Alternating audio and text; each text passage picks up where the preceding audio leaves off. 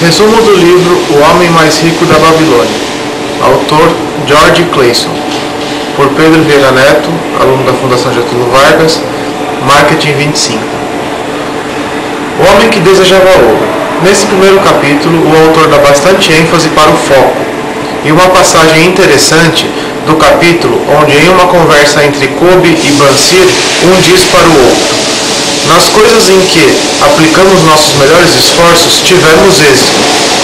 Resumidamente, o autor nos passa a mensagem de que, para se ganhar dinheiro, é preciso foco nesse objetivo.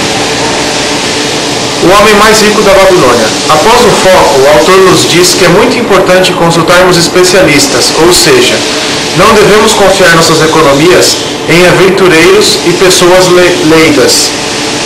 Como exemplo, temos a passagem onde o aprendiz entrega todas as suas economias para um oleiro viajante que compraria valiosas joias.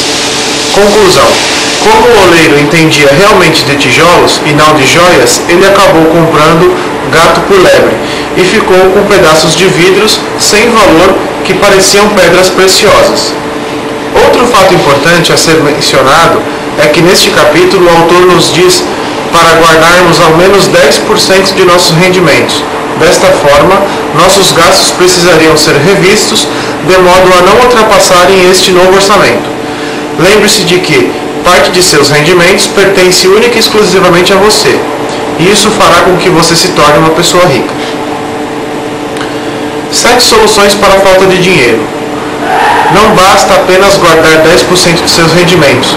Para enriquecer, precisamos de disciplina e algumas instruções. São elas: primeira, comece a fazer seu dinheiro a crescer.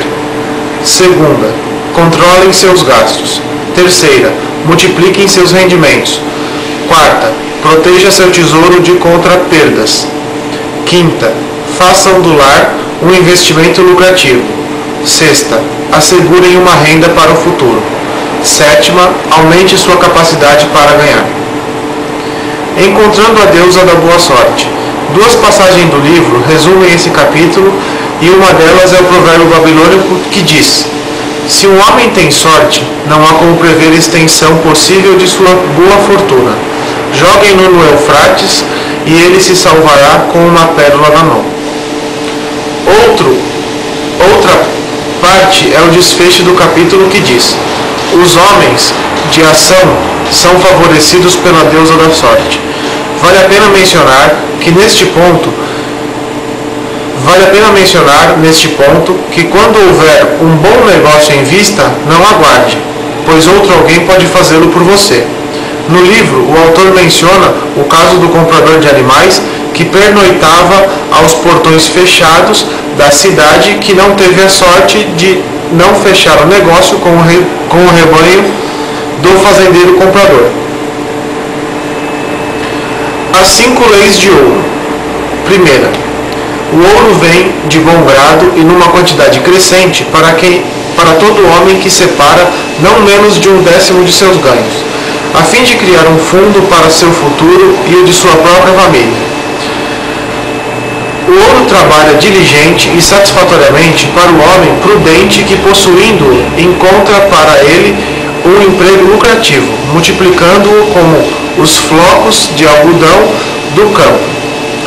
O ouro busca a proteção do proprietário cauteloso que o investe de acordo com os conselhos de homens sábios em seu manuseio. O ouro foge do homem que o emprega em negócios ou propósitos com os quais não está familiarizado, ou que não contam com a aprovação daqueles que sabem poupá-lo. O ouro escapa ao homem que o força a ganhos impossíveis, ou que dá ouvidos aos conselhos enganosos de trapaceiros e fraudadores, ou que confia em sua própria inexperiência e desejos românticos na hora de investi-lo.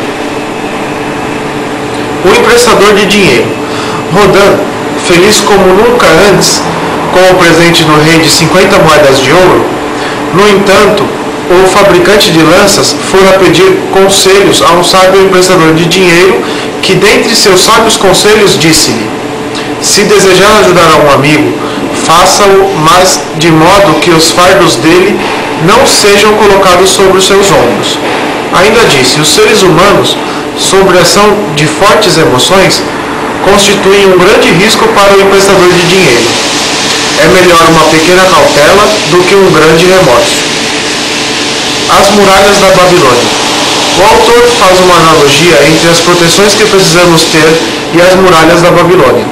Resumidamente, diz que não temos condições de ficar sem nenhuma proteção adequada, pois a qualquer momento assírios inesperados aparecem e, se não estivermos preparados, perderemos nossa riqueza e nosso patrimônio.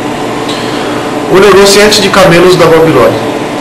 A história do negociante, que por não acreditar em si mesmo tornou-se um escravo na Síria, relata como é importante a automotivação, dizendo: onde há determinação, o caminho pode ser encontrado. As tabuinhas de argila da Babilônia. Uma incrível expedição científica britânica para Hilo, na Mesopotâmia, guiada pelo professor Franklin Caldwell, localizou 5 tabuinhas de argila com escritos de mais de 5.000 anos, confirmando a história de Dabasir, o vendedor de camelos da Babilônia, que mencionamos no capítulo anterior. Estes escritos ajudaram um casal de professores da universidade a sanar suas dívidas. O homem de mais sorte da Babilônia. Relato de um escravo de sucesso que tinha vontade de trabalhar acima de tudo. Ganhou sua liberdade trabalhando cada vez mais, trazendo rendas para o seu amo. Este capítulo mostra que não adianta a disciplina no seguimento das lições mostradas ao longo do livro, se não existir o trabalho para que os primeiros rendimentos sejam conquistados. Um esboço histórico da Babilônia. Era uma cidade que, diferente das cidades ricas, possuía apenas 2 recursos naturais: o solo fértil e a água. Isso demonstra a capacidade humana de construir e criar a partir do que é disponível.